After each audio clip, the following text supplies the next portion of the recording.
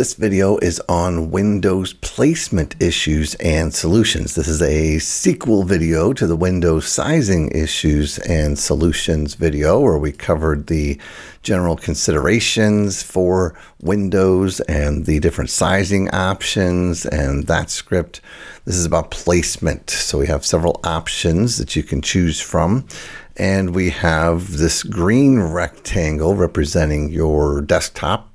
And we have these two rectangles which represent either a form view and list view or maybe a previous layout moving to a different layout. So in this example here, this is the anchor point. So everything, no matter where your window is, the next window is going to jump up to there. So it jumps over to there. If we move this down out of the way, it's going to jump up there, which is nice if you want everything to stay in that vicinity, no matter how big it is, it all stays neatly up there. But what if for some reason you have like a video that you're watching over here, and so you try and keep your FileMaker file over out of the way, it's going to keep doing that and you have to keep moving it. So you either have to move this, which maybe you can't move it for some reason. So that is the first one that would be an option. The next one is very similar, only it's anchoring at the bottom right of the screen. So as soon as I click to another screen, it all centers, actually focuses down to here. Even if it's a big screen, it's going to start here and basically expand up, even if it's a list.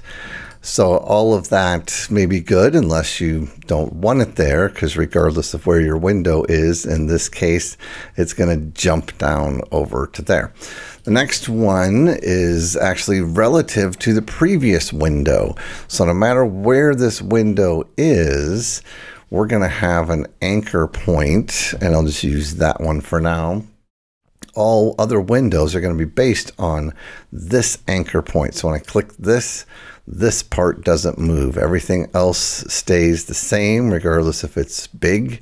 And notice it may go off of the end, and that may not be something that you want, but even list view, it's all anchored right there. The next one is very similar, only it's going to be anchored based on the center, the top center of the previous window. So if this window is right here, now when we click this, it's all anchored here. Even if we move this over, it's not going to be anchored here. It's anchored on the previous window. So we click on this, it's going to the center right there. And this can be very helpful. It can be a very good way to do it, because then no matter where you're moving it, you're getting to be in the same vicinity. However, if you are, say, over on this side and you do that, now the right side of your window went off the screen. So if you're on a Windows platform, you may not want that to be the case. Or if you come over here too far and you get into a bigger screen, now the close and minimize buttons are off. So that could be one downside to this, but it's still a pretty good option. The next one is to center on the desktop itself. So this is the big desktop, and of course this will go away, but this is about the center. Wherever we are, it's going to jump to the center. If I move the screen, it's going to jump to the center of the display. That may or may not be the different scenarios that you want. So the last one is centered on the previous window. So no matter where I have this window, the focal point now is the center of this window right there. So if I hit home, this is still the center. If I go to a really big layout, this is still the center. And notice I just lost the top up here. It is up there and I can't get it back unless I have these navigation things to do. So that is one thing we'll want to watch for in that particular scenario. But no matter where I move my window, it's going to be focused right here. Even in list view, if we go to list view, it's going to be focused on this dot. So let's take a look at the script behind this, and it's all based on the sizing one. So again, you got to see that video if you haven't. There's that script. And now it's about placement. And in this instance, we're using a global field to understand or to learn what the user has chosen for their placement options. Which one of these did the user decide? And they can change throughout the middle of their workflow and from user to user. And you can either have it passed as a parameter or just use a global or some kind of preferences table. And then we're going to set some variables where we're getting the window height, getting the window width, the screen width and height. We have to have those when we're doing these calculations. For this one, it's quite simple. We just need the top and left to be 0. It doesn't really matter what the rest of it is. We're anchoring it up there. And in each of these else if statements, we're setting this window top, window left, window top, window left, top left, and so on. We're using one move resize window script step then, which is just using those variables that we set. So it's anchored by the top left corner of the last window. Then we are going to do a little bit of a different calculation. If it's empty, if this is the first one, then we're just going to get the window top. Then it won't matter. But if it is not empty, then we want to use the last window top. So these globals are coming from an exit layout script step where no matter what layout we've left, we get that information, the top, height, left, and width, and that is set on every layout. So I'm just tracking that with each movement. Centered on the display is fairly simple. We're just doing some subtraction, dividing by 2, so you can see those calculations there. Bottom right corner, again, very simple calculation here.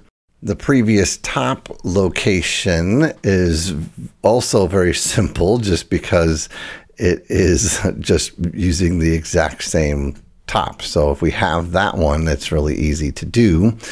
The left part, though, if we want it to be centered on that previous top, we're going to have to do this division. And here is where we made the correction of getting rid of that possible negative number where it sent the left side of the screen out or the top of the screen went above the desktop. We added this line so that if it's less than 0, we're just going to make it 0 so it doesn't go too far. Now, there's another way you can do that, and that occurs on both of these instances, and that is down here. If we set the window and the top, if it ends up being a negative after all these, then just make it 0.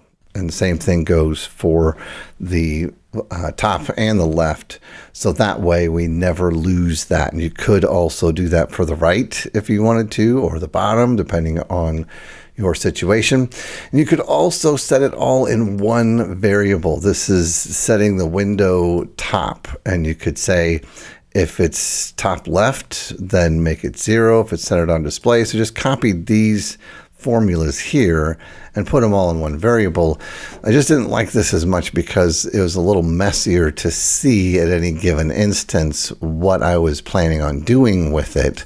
And so I liked having it this way. It's a longer script, but it's very clear. If I want to make any changes to any of these for whatever reason, I just go right to here to this section and make that change. And then lastly, we have a clearing of global variables. If you don't want these global variables hanging around, taking up your cache, then you can set them to be empty so that it is clean and clear until the next exit layout script is called. So now that we have all of those set in place, we won't have this issue of being centered on here. If we go to a bigger layout, notice it didn't go beyond the left and the right. It stayed inside the desktop. and we're still centered, so the next window should be right about there, and it is. So I hope this helps. I hope this gives you some strategy, as we call it, in allowing your clients, your users, to be able to determine how do they want their workflow to happen. What is their preference for it? And they don't have to ask you to make any changes, or if there's new management and they want to change the terms of the software, it's already in place. They can choose it however they like. So I hope you enjoyed this video. Hope you saw the previous video, so it made a lot more sense. But be sure to like and subscribe to get notified of future videos, or visit us at productivecomputinguniversity.com for other advanced FileMaker tips and tricks and the certification series. Thanks for watching.